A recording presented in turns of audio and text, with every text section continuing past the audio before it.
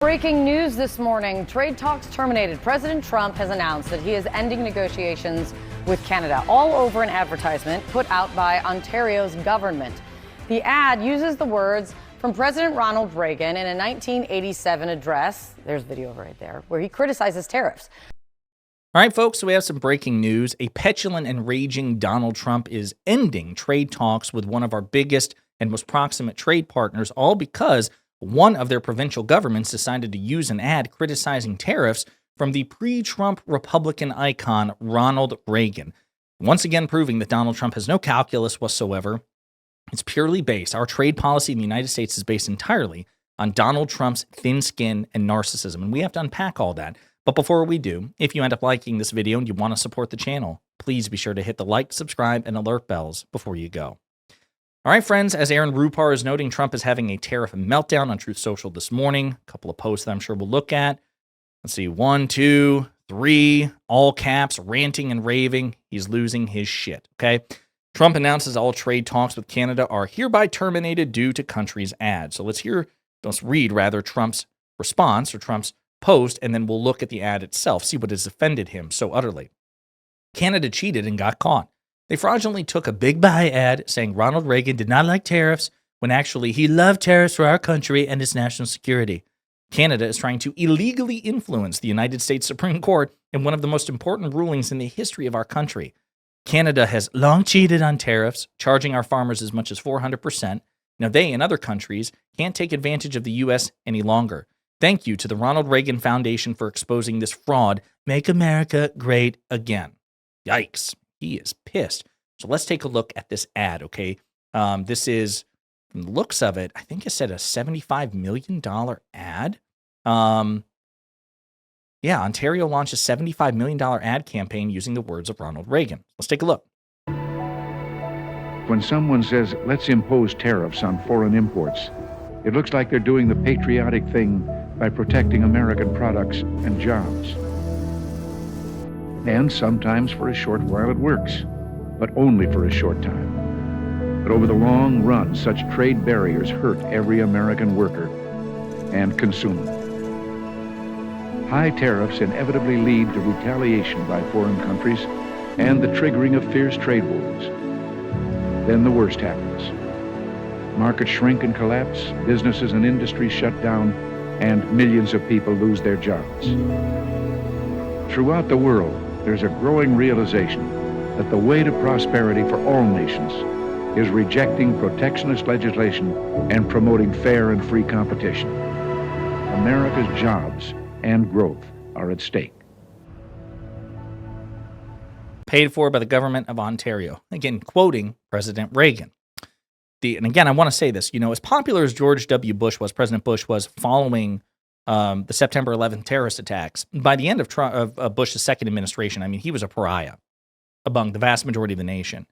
So Ronald Reagan, pre-Trump, President Reagan is the most recent Republican president to reach some sort of, I don't want to say cult of personality status, because the Republicans under Reagan, and Reagan had his many faults, but the cultishness of Reagan was a fraction of what it is for Trump, right? He was the last Republican icon to have some enduring appeal until Donald Trump, okay? So it's a gamble by Canada there saying, well, maybe if we appeal to President Reagan, conservatives and Republicans will give a damn. The jury's out on that. I'm inclined to say no, because Donald Trump, for the most part, stands in opposition to so much of what President Reagan stood for. Again, Reagan, by my estimation, had a lot of terrible policies, but he was a consistent, principled conservative to the extent that such a thing existed. And he certainly wasn't an authoritarian the way that Donald Trump is, okay? Donald Trump is not a conservative. He is an ideologically inconsistent demagogue and authoritarian and narcissist. So the Republican Party has oriented itself around Trump, abandoning so much of Reagan-era principles, which is why so many Reagan-era Republicans and Reagan-inspired Republicans have become never Trump Republicans, because they recognize that these two men and their philosophies, for the most part, are mutually exclusive. And yet, he's raging about this. Again, Trump upended international trade in April when he announced sweeping tariffs on dozens of countries, including Canada. A report this week in Canada's Globe and Mail said that the U.S. and Canada are nearing a bilateral trade agreement. But Prime Minister Mark Carney pumped the brakes, stating, quote, "I wouldn't overplay it." And we're going to hear from Prime Minister Carney at the end of this video. On Truth Social, Trump cited an ad running in the U.S. that was paid for by the province of Ontario as the impetus for his decision.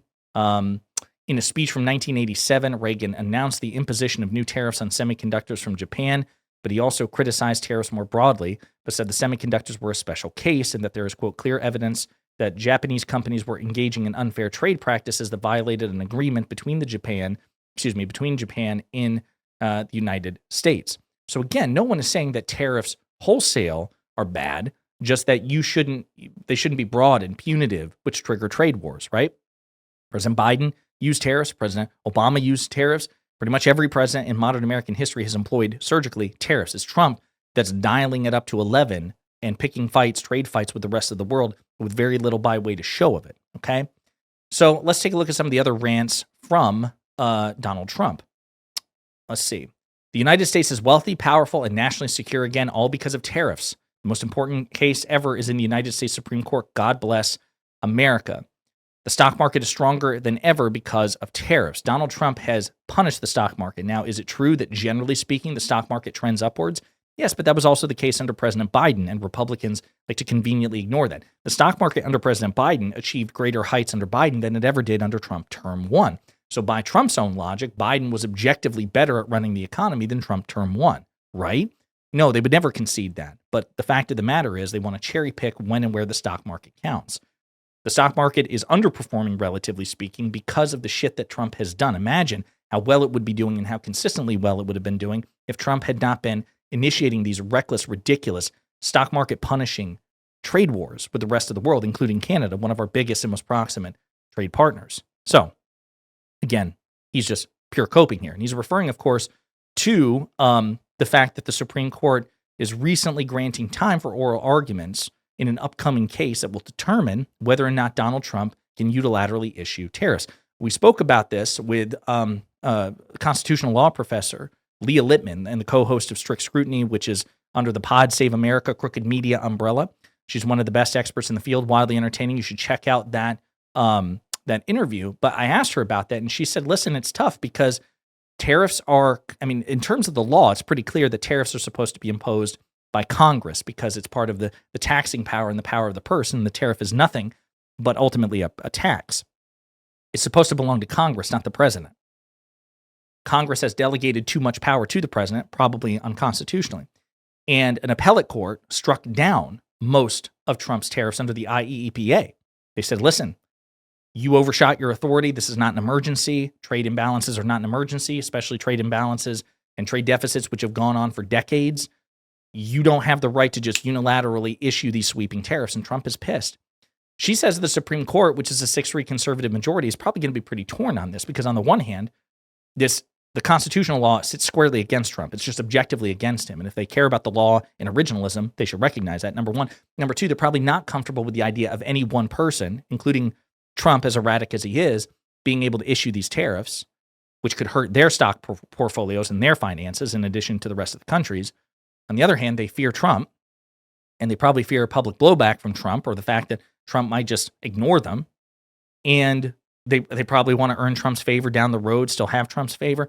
And then, of course, there's a question of if the order is regarded as unconstitutional, what will Trump have to do with the tariff revenue collectively? Have to pay it back. All of those are questions which may prompt, in Professor Littman's eyes, she says 55-45, she thinks that they'll actually defy their principles, defy their better judgment, and allow Trump to uphold these tariffs because they're afraid of him. And I'm inclined to agree. If I had to bet, that would be my guess. But I think it's a close call. So who knows what will happen. But Trump is saying, you guys are trying to influence the Supreme Court. Yeah, sure. Well, we mentioned Mark Carney, the Canadian Prime Minister. This is what he had to say quite recently in response to this, in response to Trump saying that he's ending the trade talks. All right, good morning. Look, for months, we have stressed the importance of distinguishing things we can control and things we can't control. We can't control the trade policy of the United States. We recognize that that policy has fundamentally changed from the policy in the 1980s, 1990s, 2000s. And it's a situation where the United States has tariffs against every one of their trading partners to different degrees. And it's in that context that our officials, my colleagues, have been working with their American colleagues on detailed, constructive negotiations, discussions on specific transactions, specific sectors, steel, aluminum, and energy. And a lot of progress has been made.